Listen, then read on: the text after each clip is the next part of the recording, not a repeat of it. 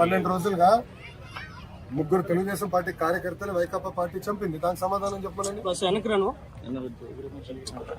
Tummapudi మంగళగిరిలోనే minority సోదరుని వైకాపా నాయకుడు చంపాడు.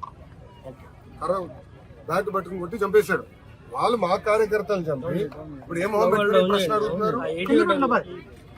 ఈ రోజు కూడా తాడిపత్రిలో మా కార్యకర్తను చంపేశారు. చంద్రబాబు నాయుడు గారు ఓర్పు సహనంతో మమ్మల్ని ఉండమన్నారు కనుక ఓర్పు సహనంతో ఉన్నాం. లా అండ్ ఆర్డర్ మెయింటైన్ చేయమన్నారు కనుక మేము ఎక్కడ ఇష్యూ చేయట్లా. మంగళగిరిలో కూడా లా అండ్ ఆర్డర్ ఉండాలి, నేను ఇష్యూ చేయట్లా. చెప్తున్నా, మిమ్మల్ని అడుగుతున్నా, ఎక్కడండి వైకాపా కార్యకర్త ఎవరు దెబ్బ తగిలింది, ఎవరిని చంపే మేము ఒక్కటి జోలికి వెళ్ళాం. మేము వాళ్ళు ముగ్గురు మమ్మల్ని చంపి తిప్పి మా పైన ఆరోపణ చేస్తాం. కరెక్ట్ గా రుషికొండ ప్యాలెస్ బహిర్గతం అయింది ఏంటి సార్? 500 కోట్లు మీరు మొత్తం చూడండి, ఇంకా చాలా ఉన్నారు. ఇంకా ముఖ్యమంత్రి గారు దానిపైన నివేదిక అడిగారు.